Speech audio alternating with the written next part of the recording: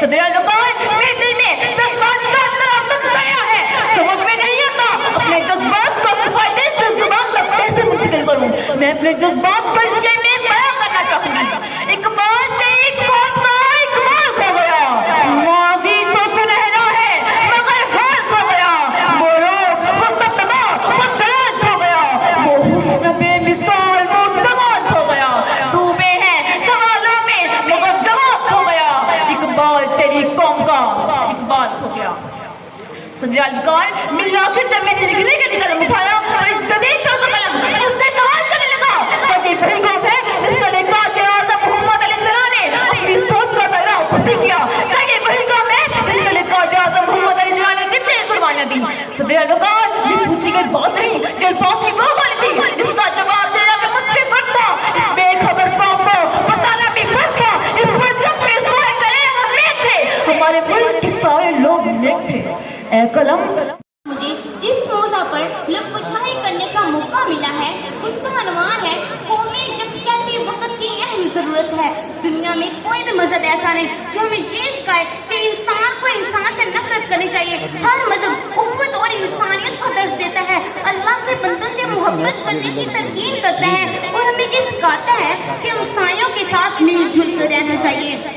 پاکستان کے لوگ آپس میں لڑتے جھگڑتے رہتے ہیں، وہ نسل، مذہب، رنگ، زبان کی بنیاد پر ایک دوسرے سے نفرت کرتے ہیں اور اس کا فائدہ انگریزوں نے اٹھایا۔ انہوں نے اپنی چلاکی کے ساتھ جہاں رہنے والے مسلمانوں میں نفرت کی دیواریں کھڑی کر کے آہستہ آہستہ پورے پاکستان پر قبضہ کر لیا۔ ہندوستان، امریکہ ہمیں لوٹتے رہے، ہمارا خون چوستے رہے۔ اگر پاکستان ایک دوسرے کو سگا سمجھے تو آج پاکستان ایک غلام نہیں ہونا تھا، آج پاکستان دنیا کی عظیم ترین طاقت ہونا۔ مگر افسوس اتنے سال غلامی کے بعد بھی ہم نے کچھ نہیں سیکھا۔ نہیں تیران شمن، نہیں تیران شمن قصر سلطانی کی گنبد پر، نہیں تیران شمن قصر سلطانی کی گنبد پر، تو شہین ہے بسیرا پر پہاڑوں کی چٹانوں پر۔ جناب صدر، دنیا ترقی کے میدان میں اس قدر آگے بڑھ گئی کہ ہم جنگل کی تہذیب میں ہی گھوم پھر رہے ہیں۔ تہذیب یافتہ قومی کچھ نہیں، موت ہے دریا میں بیرون دریا کچھ نہیں۔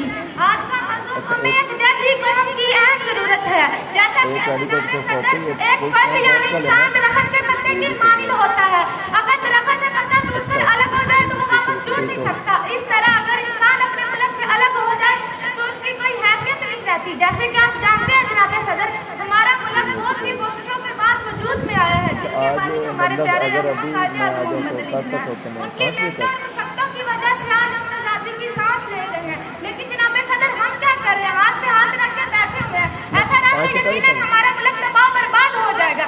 اس کے ذمہ دار آپ ہوں گے کہ یہ بیٹھے لوگ ہوں گے کہ میں ہوں گی؟ جناب صدر ہر انسان، جناب صدر جیسا کہ آپ جانتے ہیں جناب صدر ہر انسان کو اس کا حق ملنا چاہیے۔ اگر وہ محروم رہ گیا تو وہ اپنے ملک سے نفرت کرنے میں مبتلا ہو جائے گا، تو اس کے ذمہ وہ اپنے ملک سے نفرت کرنے میں مبتلا ہو جائے گا۔ لہٰذا جناب صدر ہر انسان کو اس کا حق ملنا چاہیے۔ کشمیر کے حالات ہمارے سامنے ہیں، فلسطین کے حالات ہمارے سامنے ہیں۔ کشمیر اور فلسطین کس طرح بیٹھ کر اپنے ملک اور اپنے پرچم کے لیے جدوجہد کر رہے ہیں۔ جناب صدر اگر ہم بھی کشمیر اور فلسطین کے ساتھ بھرپور جدوجہد کریں تو ہم آنے والے فصلوں میں ہمارا نام لیا جائے گا، ہمیں اچھے ناموں سے پکارا جائے گا۔ سات خانوں میں بھر کے دفن کر دو، سات خانوں میں بھر کے دفن کر دو نفرت سے۔ آج انسان کو محبت کی ضرورت ہے، محبت ایسا تب ہی ممکن ہے جب قوم یکجا ہوگی، ایک مسلمان دوسرے مسلمان کو بھائی بنا لے گا، کسی کے دل میں کوئی نفرت پیدا نہیں ہوگی۔ اگر ہم مدرسوں